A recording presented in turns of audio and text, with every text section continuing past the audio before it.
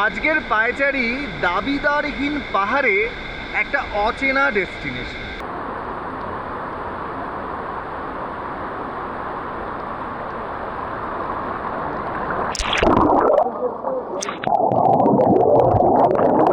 বর্ষার পাহাড়ে কাঞ্চনজঙ্ঘা দেখা যায় না বলে যেমন মন খারাপ হয়, সেই মন খারাপকে জাস্ট ভাসিয়ে দেয় এরকম পাগল করা ঝর্ণা।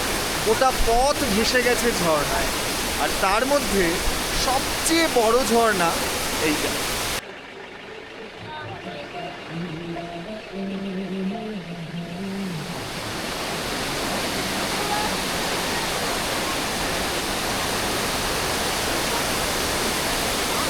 ইউকসাম গ্রাম পঞ্চায়েত এলাকায় একটা ঝর্ণা।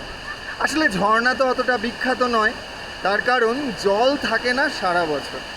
বৃষ্টি হয়েছে তাই মনে হচ্ছে কত বড় একটা ঝর্ণা, কিন্তু এই ঝর্ণা রেডি হয়ে আছে আপাতত সেই মন খারাপ করা পর্যটক যারা কাঞ্চনজঙ্ঘা দেখতে পায়নি তাদেরকে আনন্দ দেওয়ার জন্য।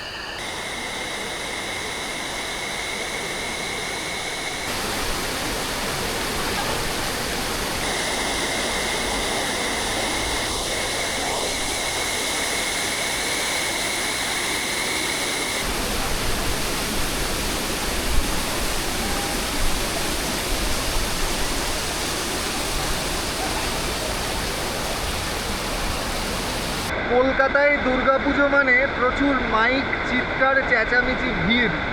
হঠাৎ করে সেই আওয়াজ যদি এরকম পাগল ঝর্ণার শব্দে কনভার্ট হয়ে যায় তাহলে ফিলিংটা কেমন হয় বলুন তো? ফিলিং যেটা হয় সেটা হচ্ছে মনে প্রচণ্ড পুলক লাগে, আর কখনোই আক্ষেপ হয় না যে কলকাতার পুজো আমি দেখতে পাচ্ছি না। তার বদলে আমার থিম এখন পাহাড়ে এই পাগল ঝর্ণা। এই মুহূর্তে এখানে দাঁড়িয়ে এখনও আমি খুঁজে উঠতে পারিনি এই ঝর্ণাটার কী নাম, কিংবা স্থানীয় লোক কী নামে ডাকে। তবে যেটা বুঝেছি, ঝর্ণাটায় একটা অদ্ভুত পাগলামি আছে। পাহাড়ের মন খারাপ ছিল, পাহাড়ে মেঘলা আকাশ ছিল, পাহাড়ে কুয়াশা ছিল। তাই যখন বৃষ্টি হয়ে নামলো তখন পাহাড় সেজেছে অনেক রকমের ঝর্ণায়। আর সেই ঝর্ণার মধ্যে সবচেয়ে যেই বড় ঝর্ণাটা, তারই বেলি ব্রিজের ওপর আমি দাঁড়িয়ে আছি। অনেক ওপর থেকে নামছে জল হুড়মুড়িয়ে পাহাড়তলায়। সেই জল গড়িয়ে গড়িয়ে এগোতে এগোতে মিশছে নীল রঙের নদী রঙ্গিতে, আর সেই রঙ্গিত মিশবে তিস্তায়।